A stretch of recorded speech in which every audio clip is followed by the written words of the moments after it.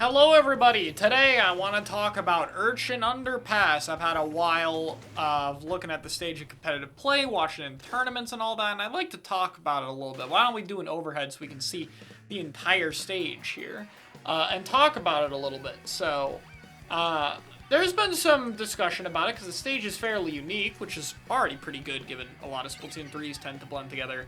But I want to make the case here that I think not only is Urchin one of the better maps in the game, but I think we especially need it for competitive play. So, I want to real quick break down what makes Urchin such a unique stage, because there's a lot of factors that make it a very special stage meta-wise. So, first off is the spawn spinners. You can see it a little bit here, but you can actually launch out of your spawn extremely far away on zones. On the other modes, it's a bit less pronounced, but it's still better than most maps. But especially on zones, you can basically launch all the way near your court.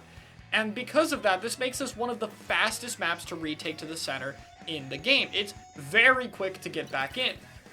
In addition to that, this stage is also very wide. You can see the kind of top of the screen and the bottom of the screen, the far left and right routes go very far. And it's also not that long to get to either of them, especially again on a mode like zones where there's a sponge on the bottom right there that we can't really see. You know, this down here. So you can climb this after spawn jumping in.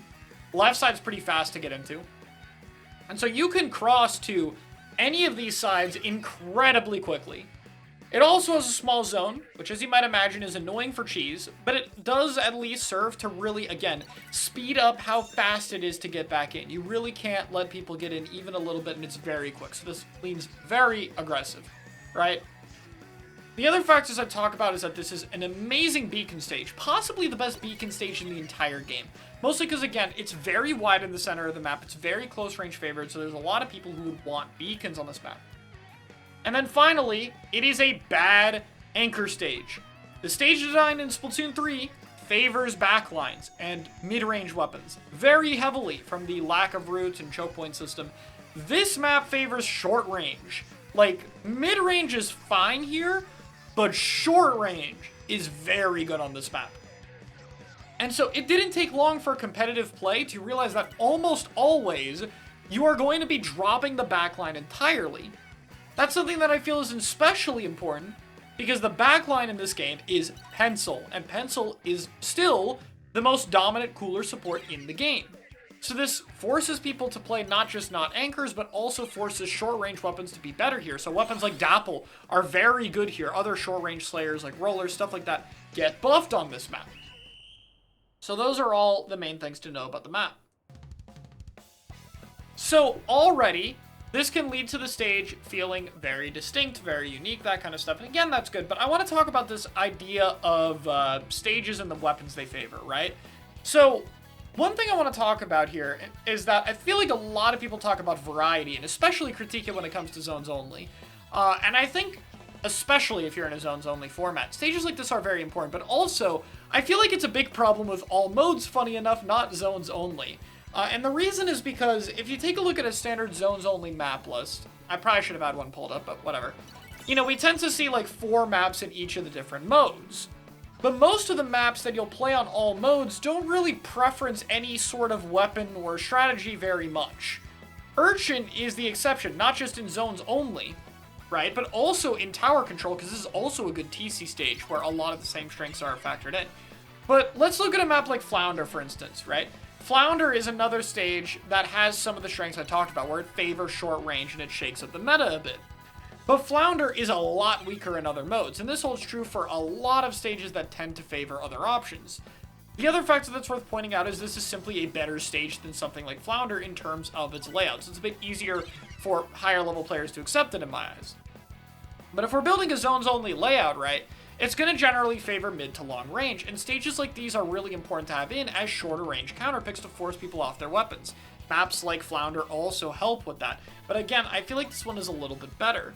So my main point for this map is not just that I think it's very unique and special in its own way, but also that it really shakes up the meta. It forces different picks and adaptability in a way that I think is fair to the game, in a way that I think is engaging for spectators. We've seen a lot of unique weapons on this map. We've seen V96, we've seen both of the Dapple dualies, we've seen support swap to other weapons entirely, we've seen stuff like rollers, mint, etc. Generally, shorter range weapons get picked more here, and the comps end up being different and interesting. I also think that the map tends to play pretty fast-paced.